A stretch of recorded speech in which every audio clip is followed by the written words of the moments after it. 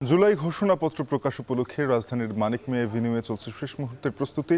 সেখানে আছেন সহকর্মী মেজবা লগ্ন, যুক্ত হব তার সাথে।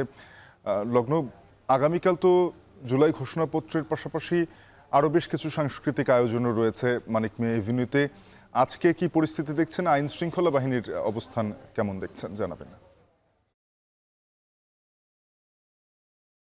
শাফিন, একদম শুরু থেকেই এই মানিক মিয়া এভিনিউতে আমরা দেখেছি যে আইন শৃঙ্খলা বাহিনী যারা রয়েছেন তারা কিন্তু একদম তৎপর অবস্থানে থেকেছেন। তারা তাদের যে কর্মসূচি রয়েছে, অর্থাৎ আইন শৃঙ্খলা জোরদার করবার জন্য যে সকল পদক্ষেপ নেওয়া উচিত সব ধরনের পদক্ষেপই তারা নিয়েছেন। আমরা এই মুহূর্তে রয়েছি একদম মানিক মিয়া এভিনিউয়ের যে সড়ক রয়েছে, এই সড়কের এখানে আমরা রয়েছি। যে মঞ্চটা এই মুহূর্তে দেখা যাচ্ছে, সেই মঞ্চটার মধ্যে এখন যে এই মঞ্চের মধ্যে আপাতত যে সাংস্কৃতিক আয়োজন রয়েছে, আগামীকালকে দিনভর যে সাংস্কৃতিক আয়োজন রয়েছে সেই প্রস্তুতিটা নেওয়া হয়েছে। অর্থাৎ সংস্কৃতি মন্ত্রণালয়ের উদ্যোগে এখানে আসলে একটি সাংস্কৃতিক আয়োজন রয়েছে, যেটি আসলে বাংলাদেশ শিল্পকলা একাডেমি তারা কিন্তু এখানে বাস্তবায়ন করবে। এবং এছাড়াও কিন্তু বাংলাদেশ চলচ্চিত্র সংসদ তারা এখানে সক্রিয়ভাবে এই পুরো বিষয়টি আয়োজনের ক্ষেত্রে সহায়তা করছে। এবং আরও একটি তথ্য দিতে চাই, এখানে আসলে দুটি মঞ্চ করা হচ্ছে।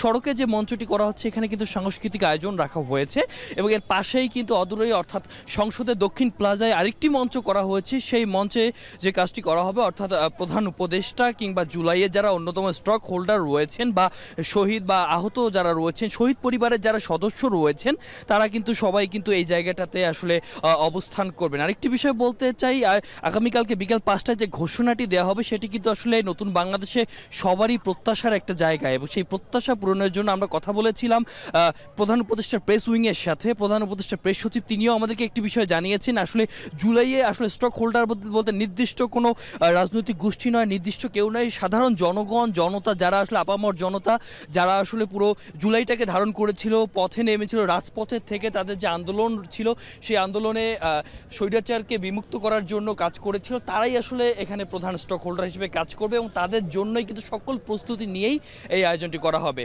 তো এই ছিল এখন থেকে এই জায়গা থেকে সর্বশেষ। শাফিন, আতিক মেজবা লগ্ন যুক্ত হয়েছিলেন রাজধানী মানিক মিয়া এভিনিউ থেকে, জানাচ্ছিলেন আগামীকালকে জুলাই ঘোষণাপত্র পাঠের পাশাপাশি বেশ কিছু সাংস্কৃতিক আয়োজন রয়েছে মানিক মিয়া এভিনিউতে শেষ মুহূর্তের প্রস্তুতি সম্পর্কে।